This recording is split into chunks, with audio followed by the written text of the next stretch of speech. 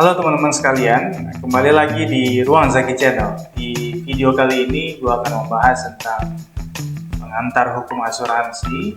Kita tahu bahwa di dalam pasal 246 Kitab Undang-Undang Hukum Dagang dijelaskan bahwa asuransi atau pertanggungan adalah sebuah perjanjian yang mengikat penanggung kepada tertanggung dengan cara menerima sejumlah premi yang dimaksudkan untuk menjamin penggantian terhadap tertanggung akibat adanya kerugian yang timbul.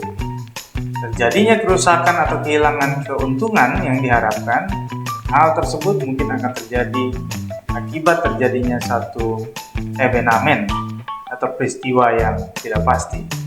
Nah, pasal 246 Kitab Undang-Undang Hukum Dagang ini juga punya kesamaan di dalam Undang-Undang Nomor 2 Tahun 1992 yang dikatakan bahwa asuransi atau pertanggungan adalah perjanjian yang terjadi di antara dua pihak atau lebih, mana pihak penanggung mengikatkan diri kepada pihak tertanggung dengan cara menerima sejumlah premi asuransi untuk memberikan layanan penggantian kepada tertanggung akibat adanya kerugian, kerusakan atau kehilangan keuntungan yang diharapkan, atau tanggung jawab hukum kepada pihak ketiga yang mungkin akan diderita tertanggung akibat terjadinya suatu peristiwa yang tidak pasti, atau memberikan suatu pembayaran yang dilakukan karena meninggal atau hidupnya seseorang yang dipertanggungjawabkan. Jadi kalau kita melihat definisi itu, maka bentuk perjanjian di mana harus memenuhi syarat dalam pasal 1320 KUH Perdata. Tapi ini memiliki karakteristik yang khusus ya, yang diatur di dalam pasal 1774 KUH Perdata. Dia katakan begini, satu persetujuan untung-untungan adalah suatu perbuatan yang hasilnya mengenai untung ruginya, baik bagi semua pihak maupun bagi sementara pihak, bergantung kepada kejadian yang belum tentu.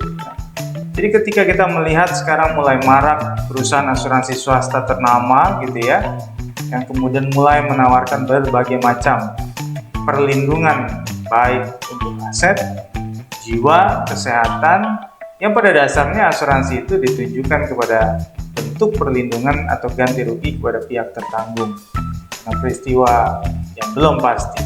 Nah, sebenarnya teman-teman sekalian, apa tujuan dari adanya asuransi itu sendiri? Yang pertama adalah asuransi sebagai pengalihan resiko.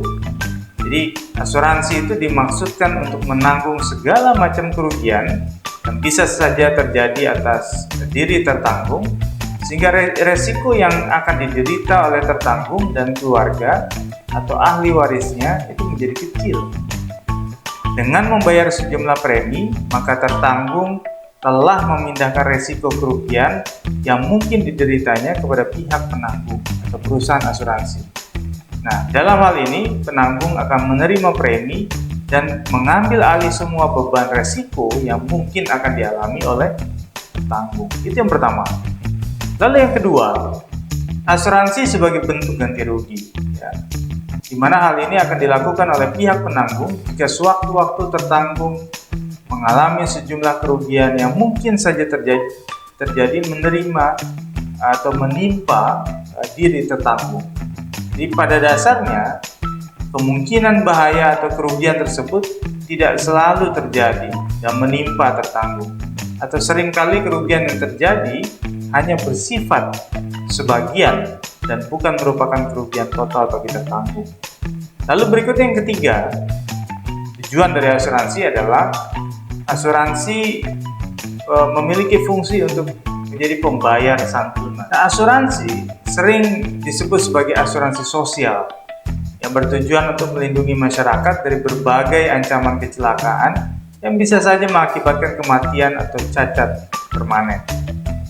Lalu tujuan yang keempat adalah asuransi untuk kesejahteraan anggotanya. Jadi semacam ketika ada perkumpulan beberapa orang yang terhimpun, itu akan menjadi tertanggung dari perkumpulan itu sendiri yang bertindak sebagai penanggung. Di asuransi jenis ini mirip dengan cara kerja sebuah koperasi. Nah, teman-teman sekalian, pada umumnya asuransi bisa digolongkan menjadi dua bagian besar. Yang pertama adalah asuransi kerugian, antara lain seperti asuransi kebakaran, asuransi kehilangan, asuransi laut, asuransi pengangkutan, sampai dengan asuransi kredit.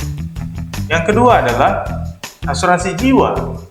Ya, antara lain ada asuransi kecelakaan, asuransi kesehatan, dan asuransi jiwa kredit. Dan terakhir teman-teman sekalian, ada pertanyaan tentang bagaimana kemudian sebuah asuransi itu bisa batal. Ya. Perjanjian asuransi itu bisa batal karena beberapa poin. Yang pertama, dia memuat keterangan yang keliru dan tidak benar, atau bila tertanggung tidak memberitahukan hal-hal yang diketahuinya. Itu diatur di dalam pasal 251 Kitab Undang-Undang Hukum Dagang. Yang berikutnya, dia memuat satu kerugian yang sudah ada sebelum perjanjian asuransi ditandatangani. Diatur di dalam pasal 269 Kitab Undang-Undang Hukum Dagang.